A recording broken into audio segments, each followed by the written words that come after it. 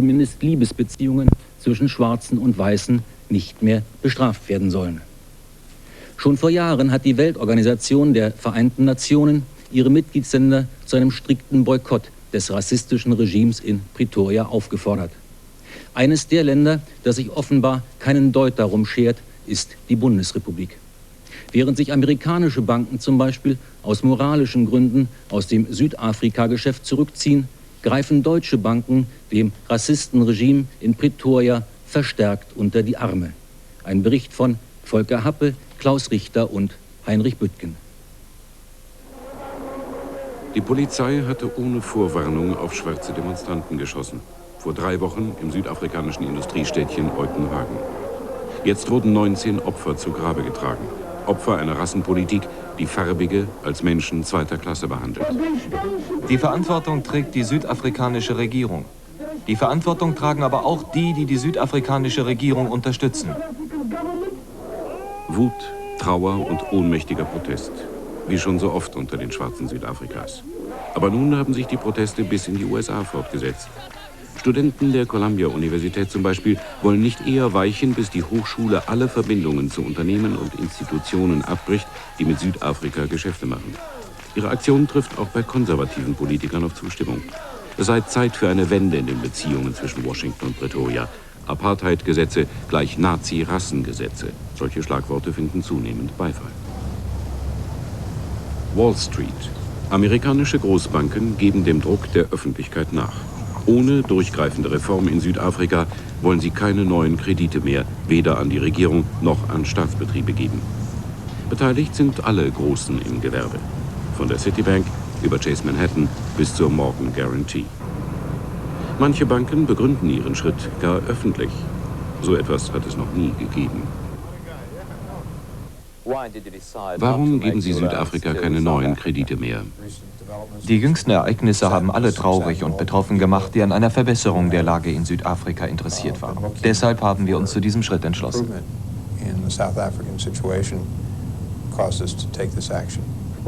Was wollen Sie damit erreichen? Wir wollen unsere Position klarstellen. Wir wollen uns nicht dem Verdacht aussetzen, die Politik der Rassentrennung in irgendeiner Weise zu unterstützen. Auch Banken haben eine Verantwortung in Südafrika. Wir können nur dann Kredite geben, wenn die Bedingungen für schwarze und andere nicht weiße Bevölkerungsgruppen wirklich verbessert werden. Wir wollen so an einem Wandel mitwirken und unterstützen die Proteste in unserem Land. Unsere frühere Politik hätte unter den gegenwärtigen Umständen als Unterstützung missverstanden werden können. Die Filiale der amerikanischen Citibank in Frankfurt. Hier ist für südafrikanische Geldbeschaffer nichts zu holen. Aber schon ein paar hundert Meter weiter kann ihnen geholfen werden, bei der Nummer 1 der Privatbanken, der Deutschen Bank. Die Nummer 2, Dresdner Bank, hat im Südafrika-Geschäft schon eine lange Tradition und wurde deswegen häufig von Apartheid-Gegnern angefeindet. Aber nicht nur sie.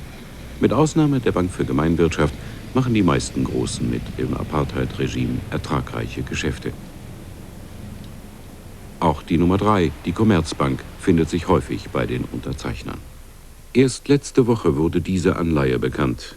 Der staatliche südafrikanische Energiegigant Eskom braucht 200 Millionen Mark. Deutsche Banken managen die Finanztransaktion.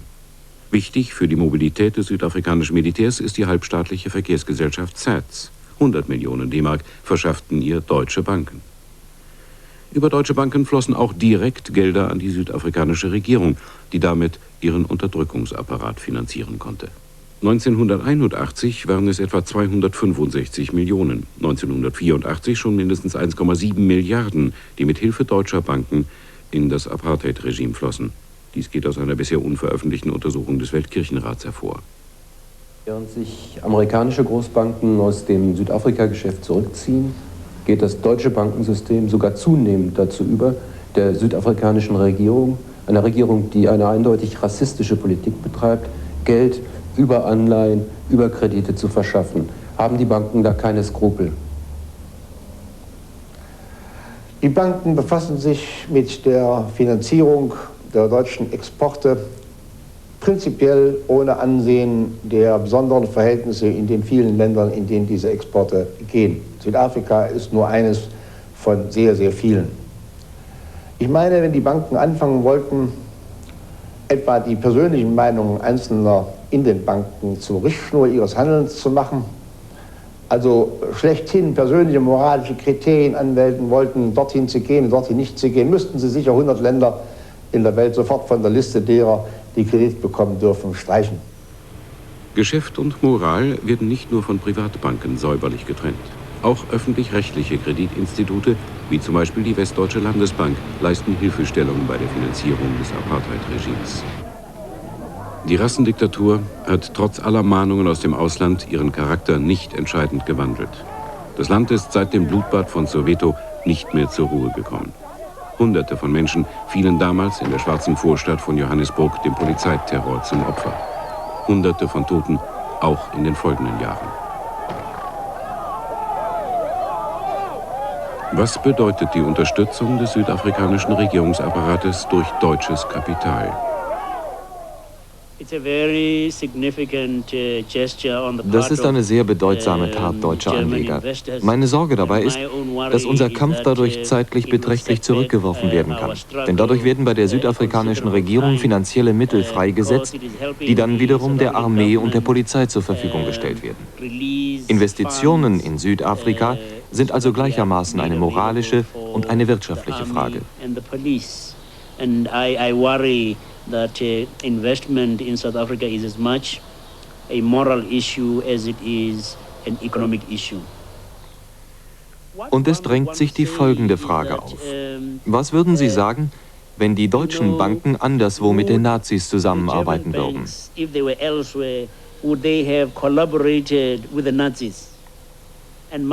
Denn nach meiner Überzeugung gehören die Verfechter der Apartheid-Politik in dieselbe Kategorie wie die Nazis. Deshalb ist es eine moralische Entscheidung, ob man in Südafrika weiter Geschäfte macht oder nicht.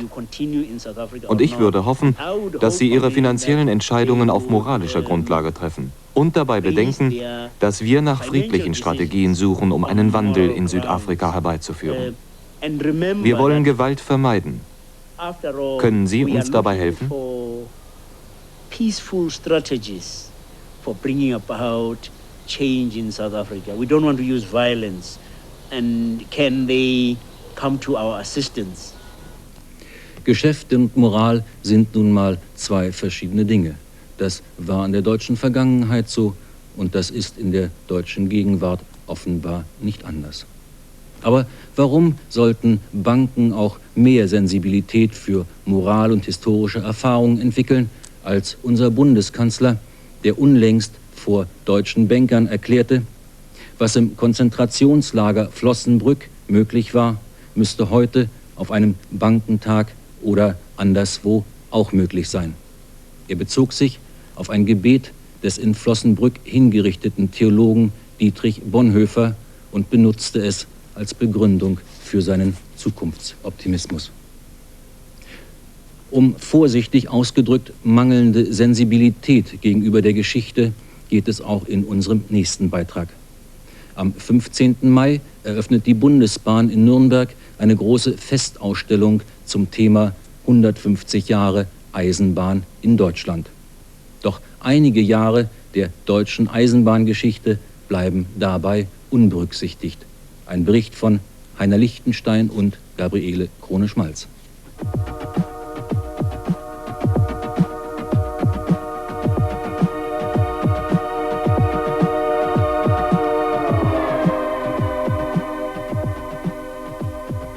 Nun gibt es sie also 150 Jahre, Eisenbahnen in Deutschland. Schnell, schön und zuverlässig, sauber und pünktlich. Und hier hat es angefangen, in Nürnberg. 1835 fuhr die erste Bahn in Deutschland von Nürnberg nach Fürth. Deshalb ist Nürnberg auch Mittelpunkt des Jubiläums. Auf diesem Gelände soll im nächsten Monat die zentrale Ausstellung eröffnet werden. Leistungsschau nennt die Bundesbahn das, was da geplant ist. Im Freien und in Hallen will sie einen möglichst umfassenden Überblick über ihr früheres und derzeitiges Angebot geben, aber natürlich auch Einblicke in das gewähren, was künftig über die Schienen rollen soll.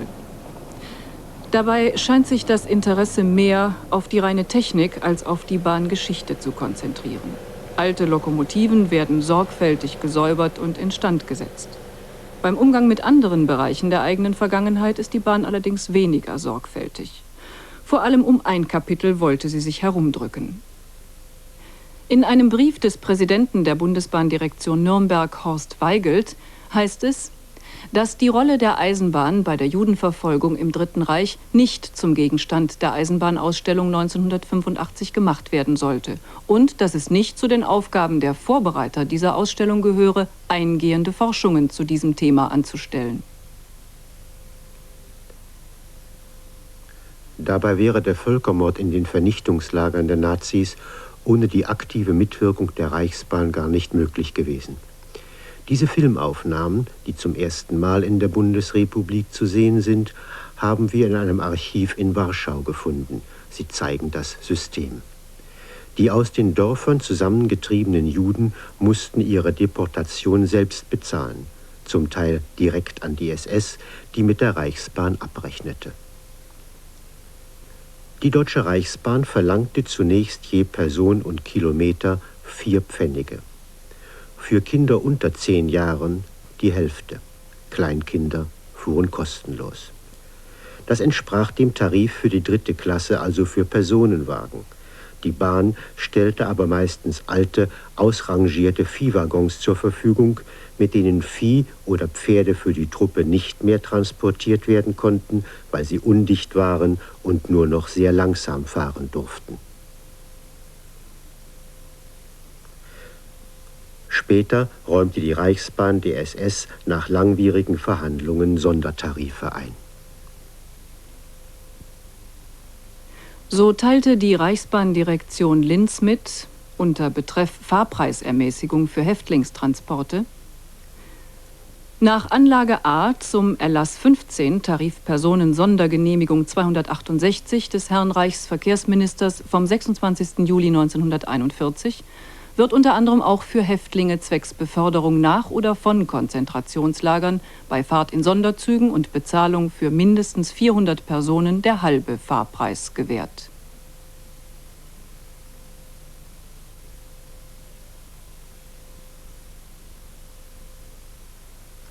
In jeden Waggon wurden in der Regel 100 Personen getrieben, auf kürzeren Strecken, etwa innerhalb von Polen, waren es bis zu 200.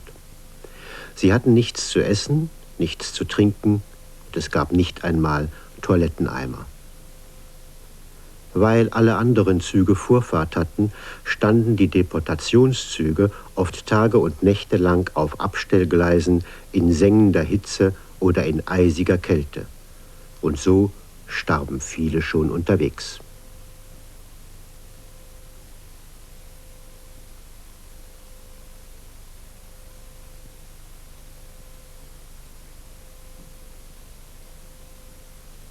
Die Zusammenarbeit zwischen SS und Reichsbahn funktionierte reibungslos. Am 16. Juli 1942 telefonierte Himmlers persönlicher Adjutant, der SS-General Karl Wolff, mit dem Staatssekretär im Reichsverkehrsministerium Albert Ganzenmüller. Die SS brauche mehr Züge für die Deportationen in die Vernichtungslager. Bereits 12 Tage später, nämlich am 28. Juli, antwortete Ganzenmüller: Seit dem 22.07. fährt täglich ein Zug mit je 5000 Juden von Warschau über Malkinia nach Treblinka. Wolff bedankte sich sofort. Mit besonderer Freude habe ich von Ihrer Mitteilung Kenntnis genommen, dass nun schon seit 14 Tagen täglich ein Zug mit je 5000 Angehörigen des auserwählten Volkes nach Treblinka fährt. Das ist der Bahnhof der polnischen Stadt Auschwitz heute. Das Gleis ins Vernichtungslager Auschwitz-Birkenau ist noch erhalten. Bis zu dieser Abzweigung fuhr die Reichsbahn die Deportationszüge. Hier übernahm die SS die Transporte. Alles war genau geregelt, bis hin zur Anweisung der Reichsbahn, die Wagen zu reinigen und notfalls zu entwesen, wie es im Bahndeutsch hieß, bevor die Züge erneut eingesetzt wurden.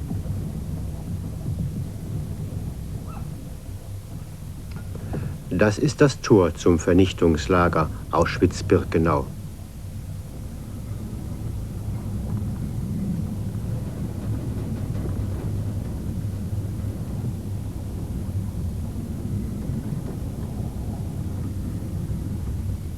Da nur eine bestimmte Anzahl von Waggons an die Rampe gefahren werden konnte, wo über Leben und Tod der Menschen entschieden wurde, kamen die anderen Wagen auf Abstellgleise im Lager.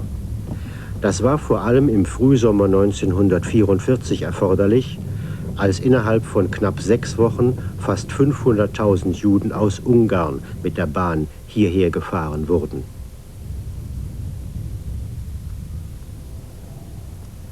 Die Schienen führten bis unmittelbar an die Gaskammern und Krematorien, die gesprengt wurden, ehe die SS im Januar 1945 das Lager verließ.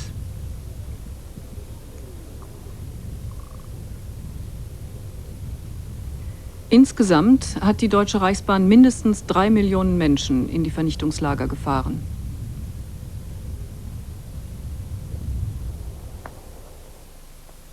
Für den Einsatz von Güterzügen und für Fahrpläne in die Vernichtungslager waren damals unter anderem zuständig Martin Zabel, später Vizepräsident der Bundesbahndirektion Kassel.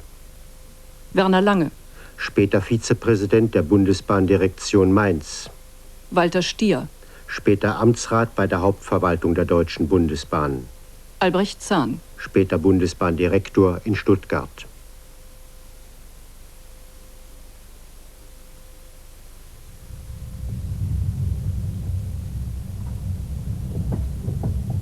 Die Willfährigkeit, mit der die Deutsche Reichsbahn die Transporte in die Vernichtungslager abwickelte, ist offenkundig. Im Reichsverkehrsministerium und bei verschiedenen Reichsbahndirektionen wurden sogar eigene Dezernate eingerichtet, damit die Massendeportationen reibungslos abliefen. Es ist kein Fall bekannt, in dem sich eine wichtige Dienststelle widersetzt oder ein leitender Mitarbeiter der Reichsbahn Einspruch erhoben hätte.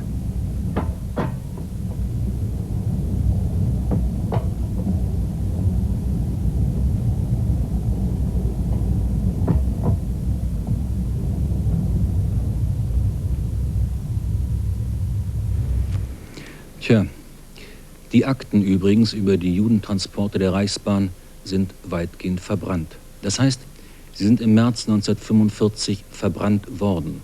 3 Wochen lang von dem Leiter der sogenannten Aktei der Reichsbahn. Nach dem Krieg war dieser Mann der Leiter der Hauptkartei der Bundesbahn. Auch ein Stück Kontinuität deutscher Geschichte. Das, was die Bundesbahn übrigens auf ihrer Jubelausstellung nicht zeigt, wird jetzt in einer von der Stadt Nürnberg initiierten Ausstellung zu sehen sein, auch die Geschichte der Judentransporte. Unser nächstes Thema. Es geht um Postminister Schwarz-Schilling und sein Lieblingsprojekt, die Verkabelung der Republik. 1 Million Bundesbürger, so hat der Minister stolz verkündet, sind bereits ans Kabel angeschlossen.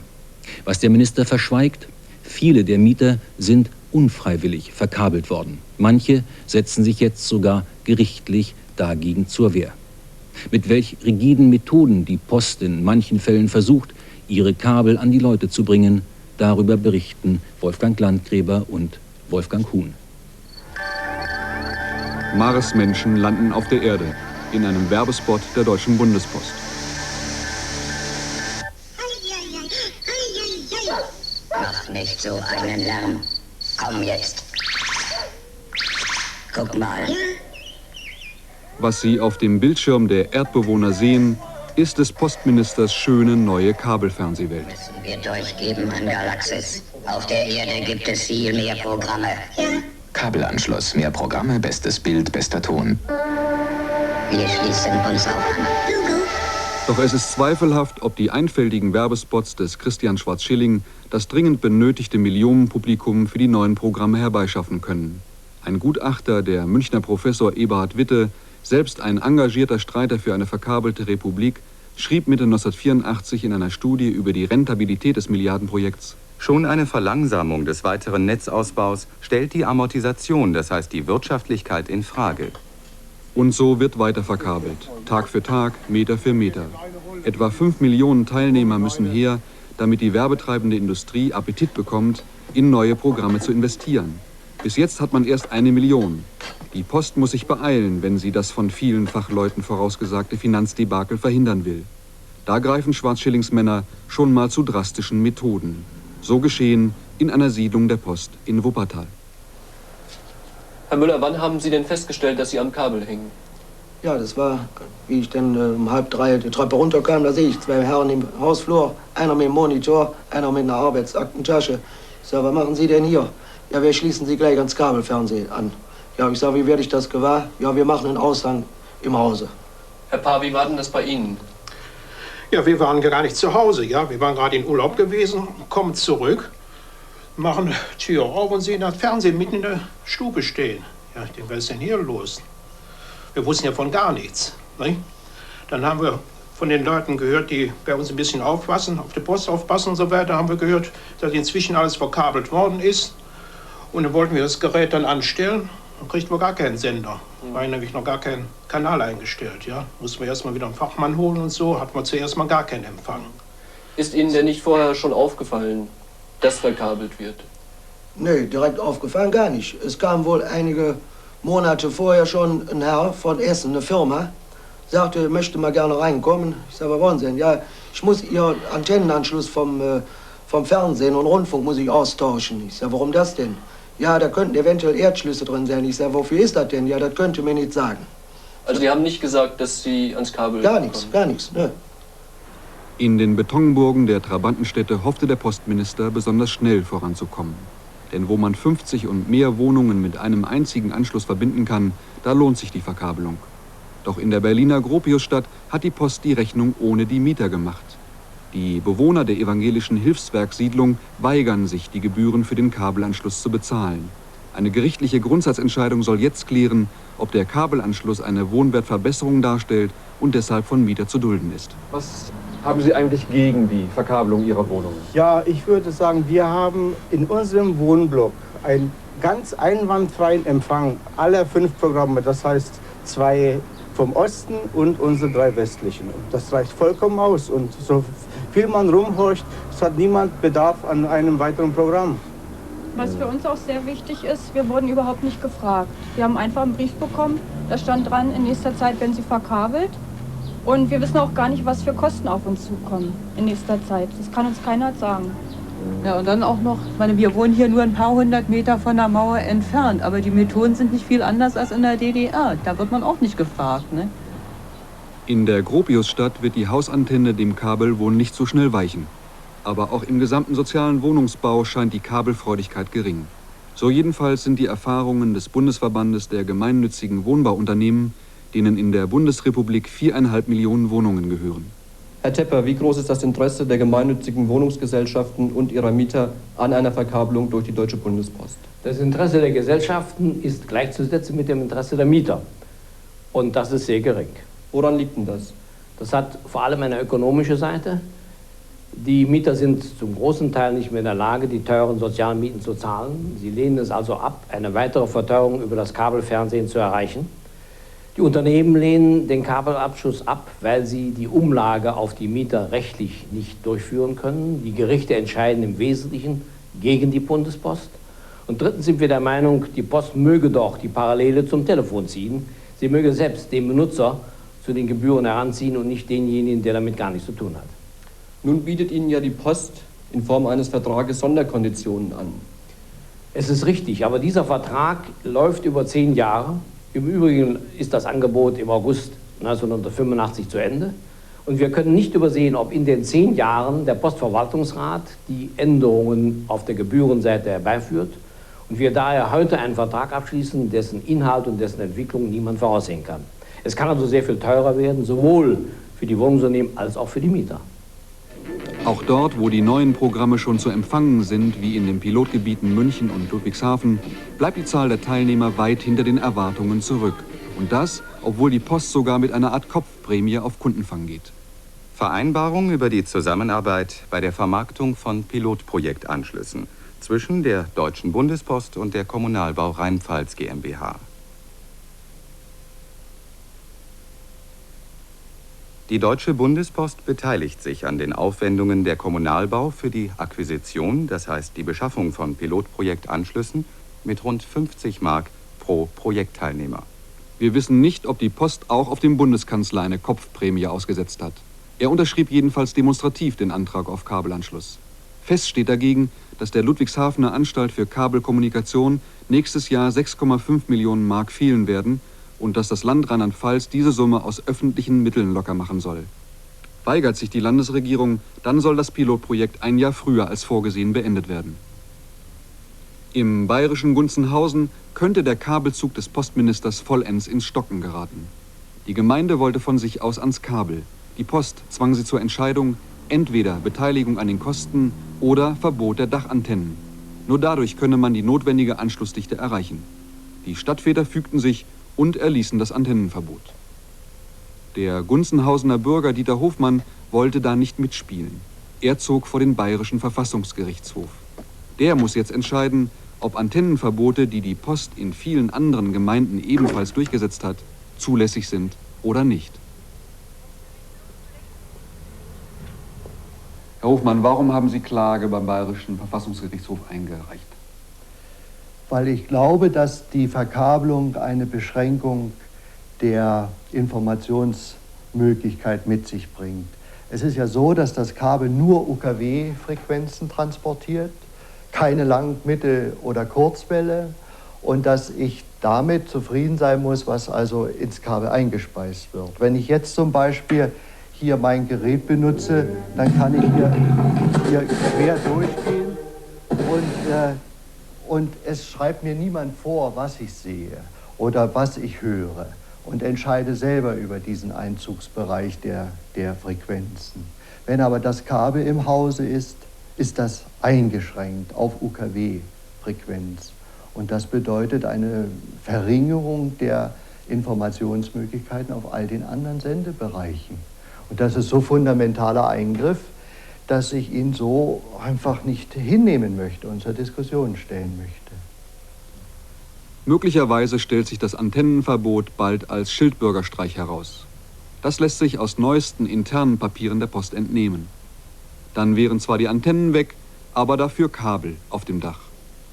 Das Postministerium nämlich weist die Oberpostdirektionen mit Schreiben vom 14.12.84 an, verstärkt oberirdisch zu verkabeln, um Kosten zu sparen. Von Haus zu Haus, von Dachboden zu Dachboden, durch Gärten anstelle des öffentlichen Weges, auch ohne Rücksicht auf die Wünsche des Hauseigentümers.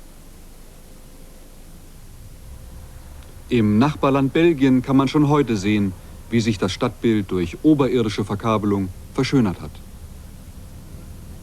Von Haus zu Haus, von Dach zu Dach, durch Gärten anstelle der öffentlichen Wege, auch ohne Rücksicht auf die Wünsche der Hauseigentümer. Wie aus einem Bericht des Mediendienstes Text Intern hervorgeht, sollen die Grundgebühren für einen Kabelanschluss demnächst von 6 Mark auf 8 Mark und die Monatsgebühren von 9 Mark auf 10,50 Mark erhöht werden. Die Post hat dies bestritten, aber es ist wohl doch nicht alles eitel Sonnenschein, wenn es um die Kabel und Minister Schwarz-Schilling geht, trotz aller Gegendarstellungen. Unser nächstes Thema. Er wird von Millionen verehrt und er macht Millionen.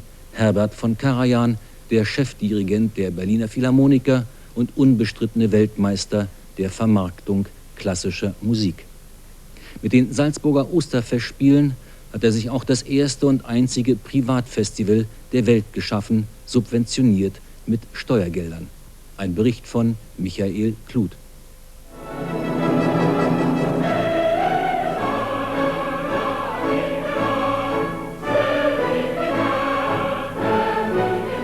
Ostern in Salzburg.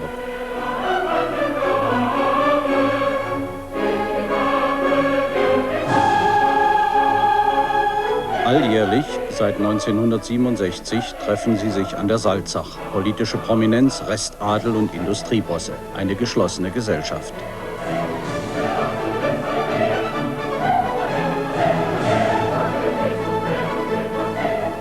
Herbert Karajan, Künstlername von Karajan, ruft zu seinem, dem einzigen Privatfestival der Welt. Die Osterfestspiele des Herbert von Karajan sind ein absolutes Kuriosum, auch innerhalb Österreichs. Sie sind ein Privatfestival, werden aber trotzdem öffentlich subventioniert. Und sie sind ein Festival, das zwar in Salzburg stattfindet, aber eigentlich den meisten Salzburgern gar nicht zugänglich ist.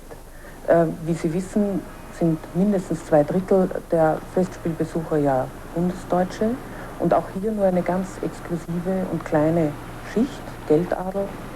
In Salzburg haben diese Leute sicher die Gelegenheit, sich selbst zu feiern.